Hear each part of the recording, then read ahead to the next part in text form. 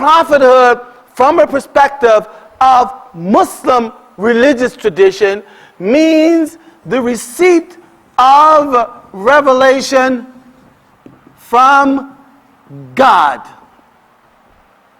That is the sine qua non of prophethood. To receive revelation, that is to say, undetectable communication from God. That is the sine qua non of prophethood. All right? Prophethood in Islam is a unilateral, top-down phenomenon. Does everybody understand what I mean by that?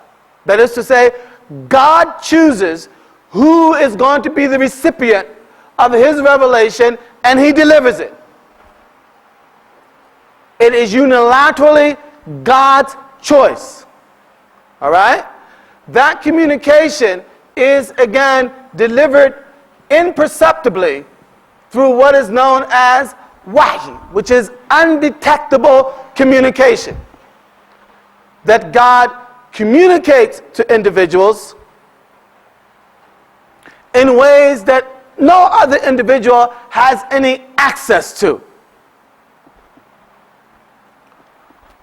Now, Muslim tradition recognizes a sort of a distinction between two very important words.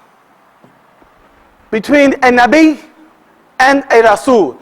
And I'm only giving you this because you'll hear this in Muslim contexts. I personally think that the distinction is overdrawn. And of course, at any rate, a Nabi is said, and there are a lot of different ways of dealing with this distinction as well. But a Nabi is said to be one who receives this undetectable revelation or communication from God, regardless of content. So you understand what I mean by that? Okay? I mean, I'm walking down the street and God says, bang, you will be rich and famous. All right? At that time, I become what? I become a Nabi. All right? When that revelation that is revealed, all right, entails an obligation to be communicated to other people, then I become a Rasool, a messenger. Okay? Here, I'm simply a prophet. There, I'm a messenger. And from the perspective of Muslim tradition, the messenger is the weightier of the two. I'm walking down the street and I receive revelation, bang, tell the people to give you all their money.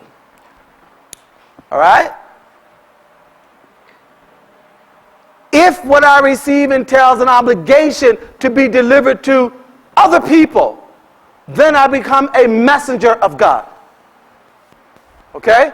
But in both cases, what is essential to the constitution of prophethood is to receive revelation from God. It is not about predicting the future. It is not about bringing good tidings. It is about receiving revelation from God. And according to the Quran and Muslim tradition, Muhammad is the final recipient of revelation. That the gates of heavenly revelation close upon the death of the Prophet Muhammad. Okay? I see some looks on some faces. Questions? Yes? I'm wondering about false prophets, or somebody who thinks that they hear this, but it is not truly from God. Happens all the time, does it not? So how is the proof, The proof, according to Muslim tradition, is primarily in what that prophet is able to do in terms of unanswerable challenges.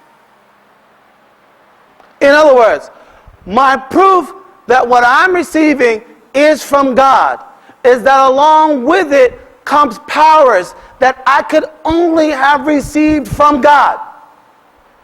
And I will challenge you to match these powers. These are known, of course, in normal parlance as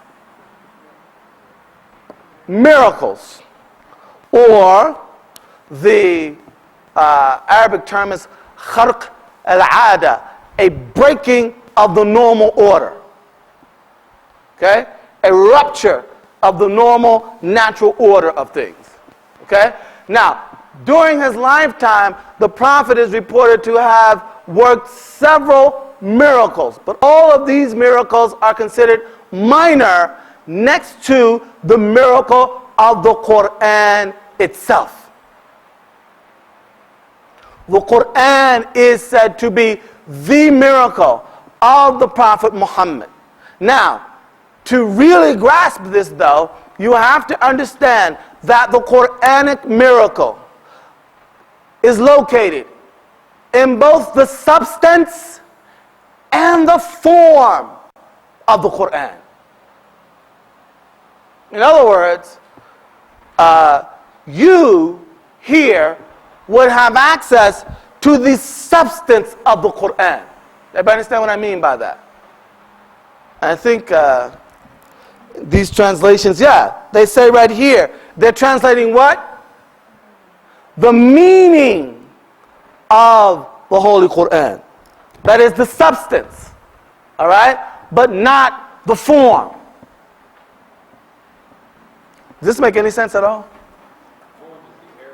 The form is the Arabic language, okay? And I can't say enough about this, and I'm sure that I will completely fail in trying to communicate something of what the Arabic language meant to the Arab. The Arabs themselves had no other expression of genius but their language. No plastic arts, no philosophy, no architecture to speak of, all right? No even religious tradition of any high civilizational order, all right? The genius of the Arabs was in the Arabic language, all right? And through language, you know, let me put it to you this way. This is a fact that, not a lot of people appreciate. The only real competitors, the real competition, the only real competition for the Prophet, certainly throughout the first 10, 13 years of his mission, were the poets. Not the politicos, not the religious, this, that, and the poets. Okay? Because there was the poet who also had mastered the Arabic language. Through the use of language, an Arab could just open you up, just race past all your defenses and scream or whisper right into your soul and completely turn you around.